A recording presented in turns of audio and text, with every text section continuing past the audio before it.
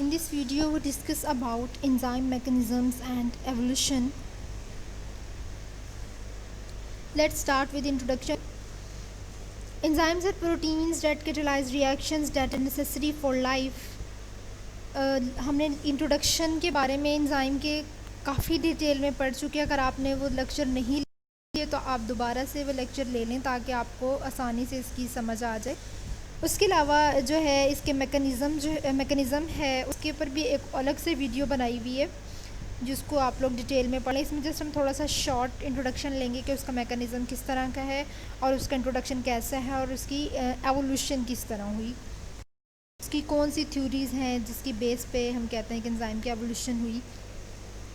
Enzyme जो है हम कहते हैं प्रोटीन्स होते हैं जो क्या करते हैं, that catalyse reactions that are necessary for life and they are composed of strings of amino acids. क्योंकि जब हम प्रोटीन्स की बात करते हैं कि enzymes are the proteins, so we say that they are composed of strings of amino acids and the particular sequence of amino acids determine what three-dimensional shape each protein has and what enzymatic function it carries out. तो जिसकी वजह से हम बता सकते हैं, क्योंकि एक तो हम कहते हैं कि इसमें अमाइनो एसिड्स भी इन्वॉल्व हैं इसकी कंपोजिशन में, तो हम ये बता सकते हैं कि इसकी वजह से हम ये डिटरमाइन कर सकते हैं कि इसकी थ्री डायमेंशनल शेप क्या होगी. हर प्रोटीन की अगर बात करें उसकी थ्री डायमेंशनल शेप कैसी होगी और उसमें अगर एंजाइमेटिक फ़ंक्शन देखें तो वो उसमें किस तरह के उसके एंजाइमेटिक फ़ंक्शन होंगे.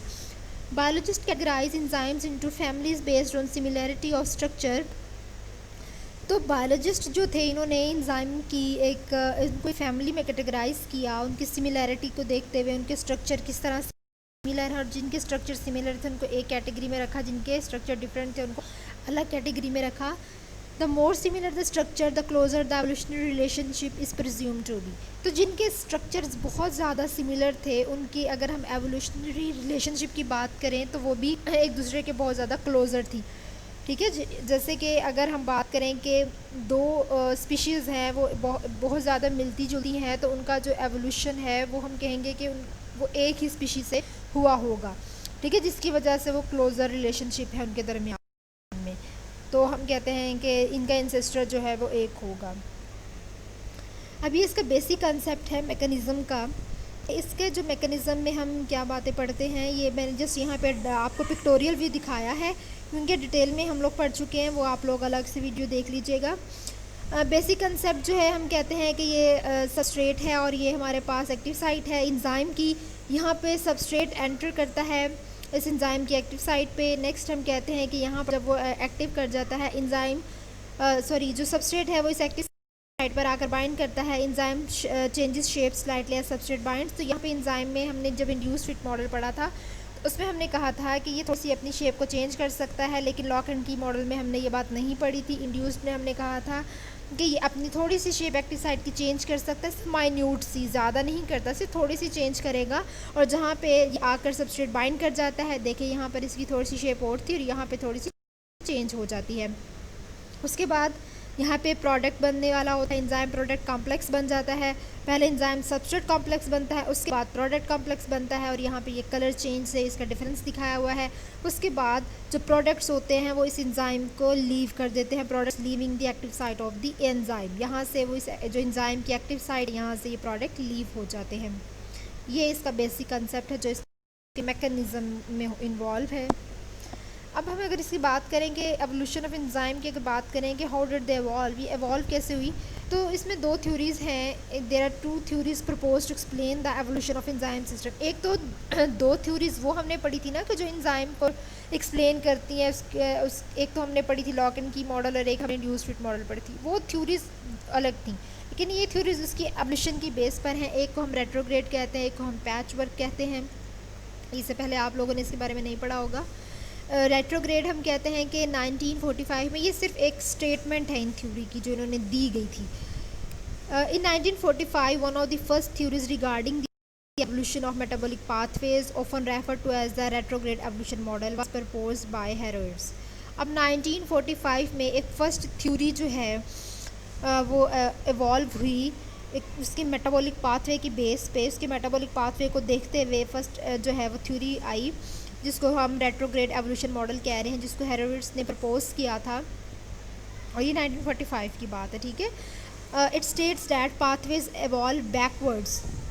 The end product of the newly evolved reaction is the substrate of the existing one. अब इसका क्या मतलब है कि जो हम एक कह रहे हैं कि एक एंड प्रोडक्ट बन रहा है वो कहाँ से इवॉल्व होता है. The end product of the newly evolved reaction is the substrate of the existing one. ठीक है, हम जब बात करते हैं कि एक एंजाइम है उससे वो आगे अपना एक प्रोडक्ट बनाता है.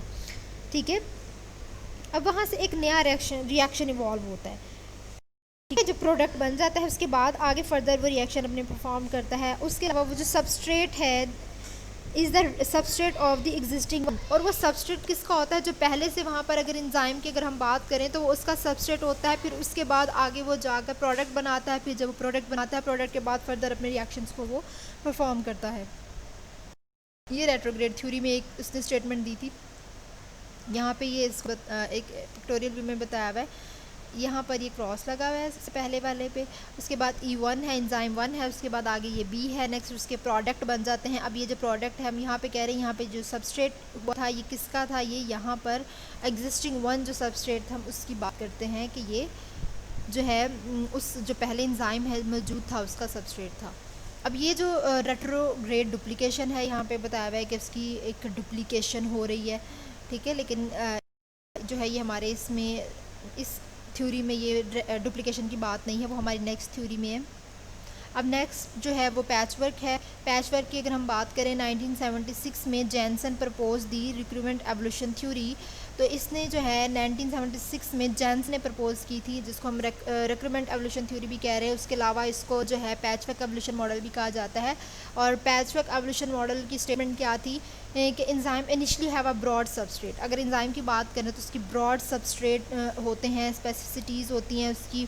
जैसे कि हम बात करते हैं कि अगर एक एंजाइम है उस पर फर्दर सबस्ट्रेट आकर जो है अटैच कर सकते हैं. एक एंजाइम पे मोर देन 1 सबस्ट्रेट भी आकर अटैच कर सकते हैं. और एक एंजाइम पे सिर्फ एक सबस्ट्रेट भी आकर अटैच कर सकता है. और जब तक एक एंजाइम प्रोडक्ट नहीं बना देता दूसरा उस पर आकर नहीं अटैच करता. समटाइम्स ऐसा होता है कि बहुत ज़्यादा सबस्ट्रेट आकर अटैच शुरू कर देते हैं और उसके बाद उस पर जगह नहीं बचती कि कोई और सबस्ट्रेट आकर उस पर अटैच करे.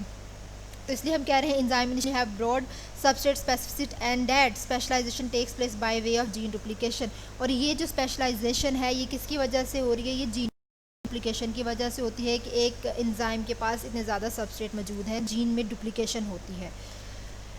अब जैसे कि ये हमारे पास एक केमिकल रिएक्शन है, ये हमारे पास रेट्रोग्रेड डुप्लीकेशन के बारे में बताया है. ठीक है, यहाँ पर रेट्रोग्रेड डुप्लीकेशन में ये रेड से शो किया गया है. यहाँ पर डुप्लीकेशन होती है, उसके बाद एंजाइम और देन प्रोडक्ट बनता है.